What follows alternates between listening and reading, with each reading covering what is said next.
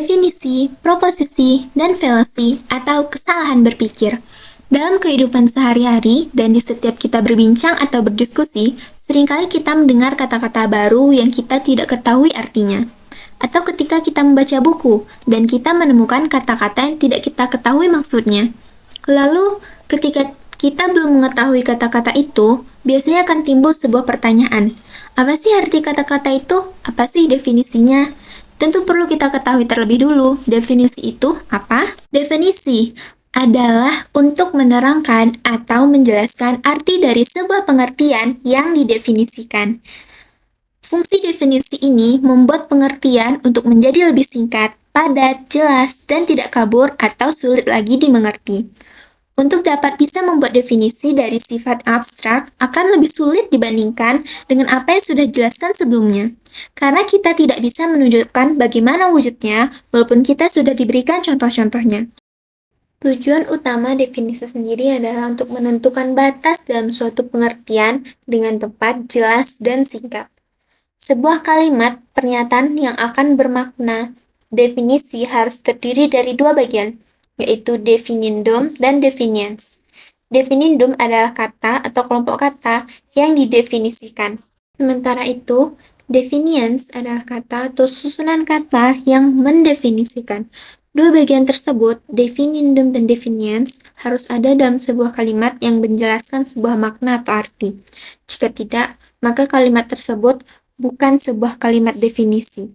Definiens sendiri terbagi menjadi dua bagian, yaitu genus dan diferensia. Sementara contoh definindum dan definiens adalah kalimat manusia adalah hewan yang berpikir. Manusia adalah definindumnya dan definiens adalah hewan yang berpikir. Pada definiens, hewan adalah jenis genusnya, sementara berpikir adalah diferensianya. Definisi sendiri terbagi menjadi beberapa jenis. Yang pertama, definisi nominal. Definisi nominal merupakan definisi yang menjelaskan dan berusaha untuk membatasi arti suatu kata saja. Contohnya seperti kata pengajar, kita bisa memberikan definisinya dengan memberikan kata sinonimnya seperti dosen, guru, pendidik. Berarti pengajar sama dengan dosen, guru, pendidik, mentor, ataupun tutor. Cara kedua pada definisi nominal untuk menentukan arti sebuah kata adalah dengan cara melihat dari segi etimologinya, dari segi asal mula kata tersebut. Seperti kata logika, dia berasal dari bahasa Yunani dari arti kata logika yang berhubungan dengan kata logos yang artinya ucapan. Atau contoh lainnya seperti kata sosiologi, berasal dari kata Latin, yaitu socius dan logos, yang berarti ucapan dan berbicara. Jenis definisi yang kedua adalah definisi real, yaitu definisi yang menjelaskan keadaan yang sebenarnya atau realitasnya, supaya terhindar dari salah pengertian. Contohnya, perbedaan yang jelas tampak oleh mata kita antara perbedaan ayam dan ikan. Definisi real sendiri terbagi menjadi dua, yaitu definisi esensial atau definisi logis dan definisi deskriptif. Definisi esensial mampu memberikan pengertian yang hakiki mengenai sesuatu yang hendak dijelaskan. Prinsip penyusunan dalam definisi esensial yaitu penyusunan definisi dari genus dan diferensia. Contohnya adalah manusia adalah hewan yang terdiri dari akal dan jiwa. Di dalam kalimat ini terdapat definisi esensial fisik, yaitu penjelasan yang mengacu pada uraian yang mewujudkan esensi yang menjadi definendum, yaitu manusia ya hewan berakal budi yang terdiri atas tubuh serta jiwa. Sementara, definisi esensial metafisiknya itu definisi yang terdiri dari genus dan diferensia, yaitu manusia adalah hewan yang berakal budi. Definisi selanjutnya itu definisi deskriptif, yaitu penjelasan yang mengacu pada uraian mengenai ciri khusus yang dimiliki oleh sesuatu yang dijelaskan. Contohnya, pernikahan adalah janji suci antara dua insan. Pernikahan adalah komitmen seumur hidup dan tidak sekedar ikatan perkawinan yang diucapkan lisan, tetapi juga sebuah cara halal untuk bersatu sampai maut memisahkan. Materi kedua yaitu proposisi. Apa sih itu proposisi? Proposisi adalah pernyataan yang digunakan untuk menggambarkan keadaan yang belum tentu benar ataupun salah dalam bentuk kalimat. Proposisi juga ekspresi verbal dari putusan yang berisi pengakuan atau pengingkaran sesuatu, predikat terhadap sesuatu yang lain, subjek, yang dapat dinilai benar atau salah. Dalam unsur-unsur putusan, itu terbagi menjadi 3 bagian, yaitu subjek, predikat, dan kopula. Proposisi sendiri terbagi menjadi beberapa jenis. Jenis pertama yaitu proposisi berdasarkan bentuk. Proposisi berdasarkan bentuk terbagi menjadi dua, yaitu tunggal dan majemuk. Proposisi tunggal adalah proposisi yang mengandung satu subjek dan satu predikat. Contohnya, adik bermain. Yang kedua ada proposisi majemuk, yaitu proposisi yang lebih dari satu predikat tapi terdapat hanya satu subjek saja. Contohnya adalah, Diana belajar matematika dan mendengarkan musik.